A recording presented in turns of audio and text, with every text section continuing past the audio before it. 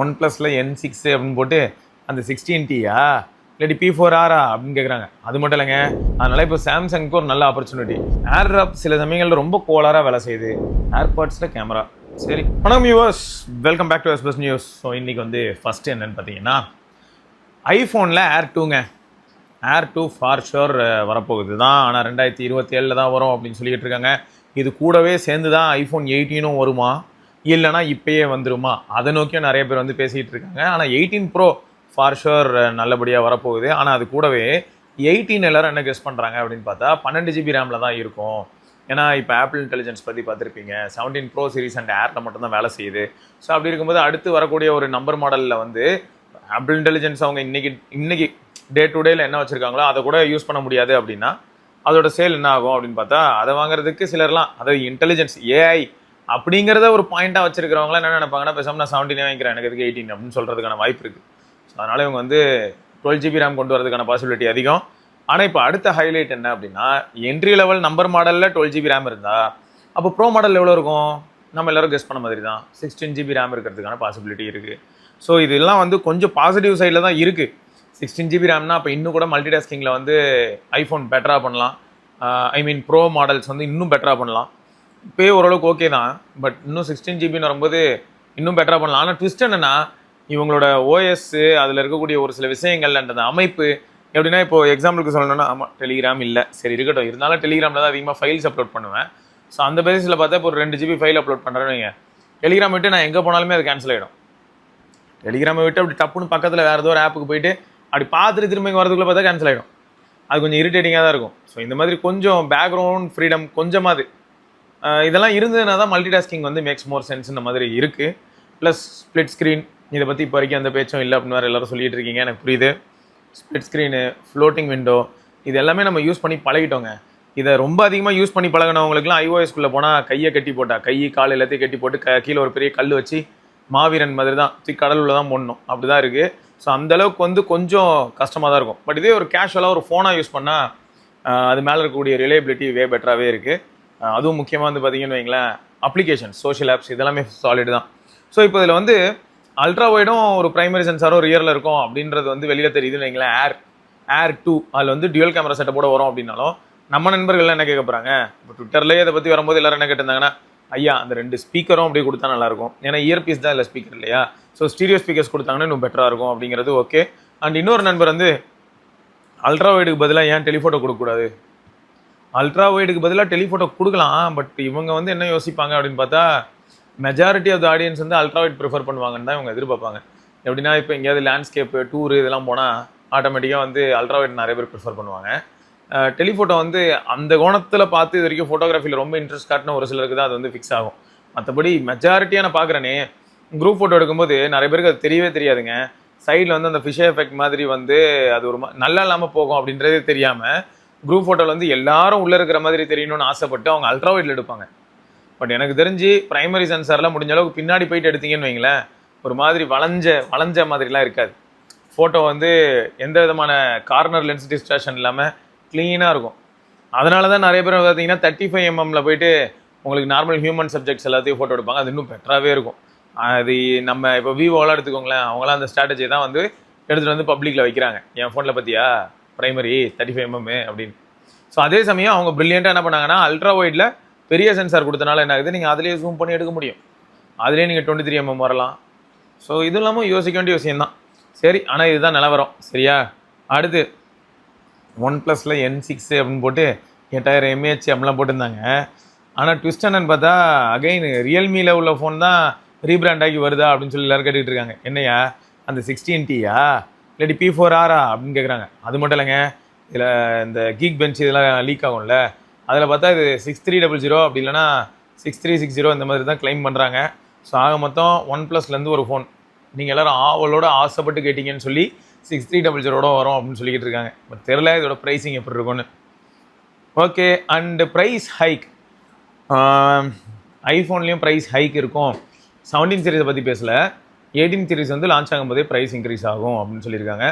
இது ஆகலைன்னா தான் அதிசயம். அது மட்டும் இல்லாமல் வெறும்னே ப்ரைஸ் இன்க்ரீஸ் ஆகாமல் உருப்படியாக கொஞ்சமாவது ரேமு கேமராலேயும் ஒரு சில சேஞ்சஸ் இருக்குங்கிறாங்க. ஸோ இதெல்லாம் நடக்குது அப்படின்னும் போது ஓகே அப்படின்னு தான் தோணுது. பட் இந்த ப்ரைஸ் ஹைக்கு எவ்வளோ எப்படி அப்படிங்கிறது தான் யோசிக்க வைக்குது. எவ்வளோ அது இப்போது 1,45,000க்கு இப்போ ப்ரோ மேக்ஸ் கிடைக்குது, 1,35,000க்கு வந்து ப்ரோ கிடைக்குதுன்னு வைங்களேன். சப்போஸ் 1,40,45க்கு ப்ரோ, 1,55,000க்கு ப்ரோ மேக்ஸ் அப்படின்னா கூட நிறைய பேர் வந்து இதை ஏற்றுப்பாங்கங்க. இதை வாங்குறதுக்கு ஒரு பெரிய க்ரௌட் இருக்குது. 1,50,000 ஃபோனா அப்படின்னு நீங்கள் கேட்கலாம். பட் ஃபோன் வாங்கி வெறுமனே ஃபோன் பேச ரொம்ப கேஷுவலாக யூஸ் பண்ணுறதுக்கு நிறைய பேர் இருக்காங்க. பர்ச்சேசிங் பவர் அதிகமாகிடுச்சிங்க நம்ம ஊரில். அது முதல்ல ரியலைஸ் பண்ணுங்கள். இந்தியாவில் அதுவும் முக்கியமாக மெட்ரோ சிட்டிஸ்லலாம் பர்ச்சேசிங் பவர் டாப்பில் இருக்குது. அடுத்து வந்து சோனி லோஃபிக்லிட்டியா L910 அப்படிங்கிற சென்சார் வந்து Xiaomi 18 வரும் அப்படிங்கிறாங்கங்க. டெபியூ பண்ணும். எப்படின்னா ப்ரைமரி சென்சார் வந்து 1/1.28 இன்ச் இருக்கும் லோஃபிக்கோட அப்படின்னு சொல்லியிருக்காங்க. பார்ப்போம். Better low light, HDR video, reduced noise இதெல்லாமே வந்து கிளைம் பண்ணுறாங்க.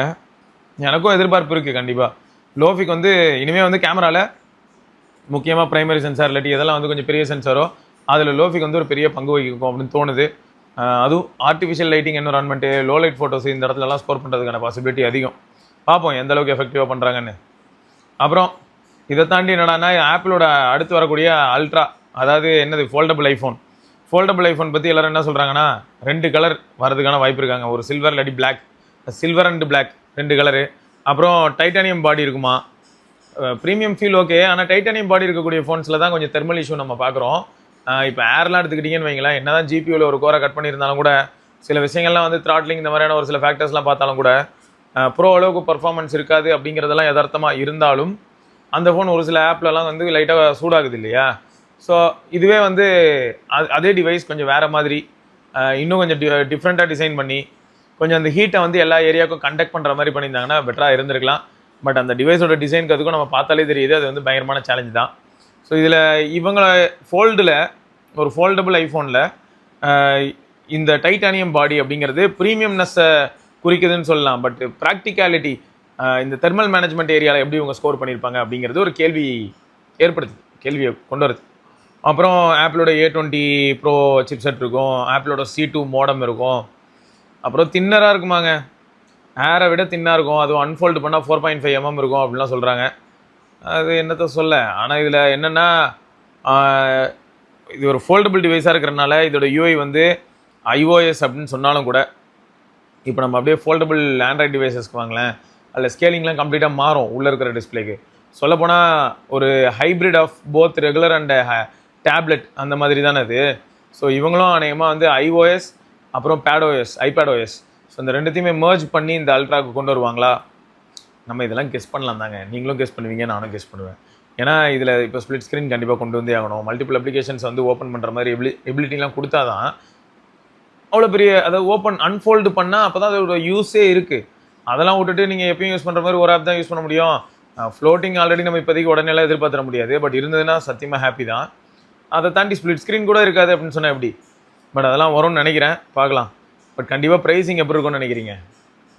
தரமாக இருக்கும்ல. ஒரு $2,000 அப்படின்னாலும் சரி ஓகே. நம்ம ஊரில் 2 லட்ச ரூபா அப்படின்னு சொன்னாலும் இதை வாங்குறதுக்கு நிறைய பேர் ரெடியாக இருப்பாங்க.